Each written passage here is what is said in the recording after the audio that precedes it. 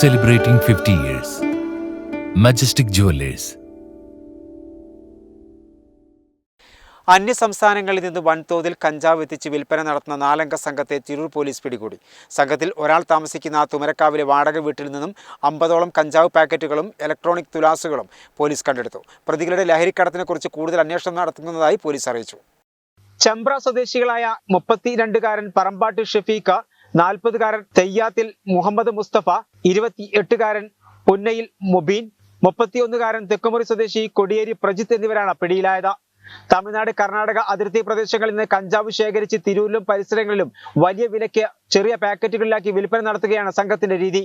ഷഫീഖ് താമസിക്കുന്ന തുമരക്കാവിലെ വാടക വീട്ടിൽ നിന്നും 50ഓളം കഞ്ചാവ് പാക്കറ്റുകളും ഇലക്ട്രോണിക് തുലാസുകളും പോലീസ് കണ്ടെടുത്തു. തിരൂർ CI ജിജോയുടെ നേതൃത്വത്തിൽ SI ജലീൽ കറുത്തടുത്ത സിവിൽ പോലീസ് ഓഫീസർമാരായ മുഹമ്മദ് കുട്ടി, ഉണ്ണിക്കുട്ടൻ, ധനേഷ് കുമാർ, ഷിജിത്ത്, ആന്റണി, അക്ബർ എന്നിവരടങ്ങിയ പോലീസ് സംഘമാണ് പ്രതികളെ പിടികൂടിയത്. പ്രതികളുടെ ലഹരിക്കടത്തിനെക്കുറിച്ച് കൂടുതൽ അന്വേഷണം നടക്കുന്നതായി പോലീസ് അറിയിച്ചു.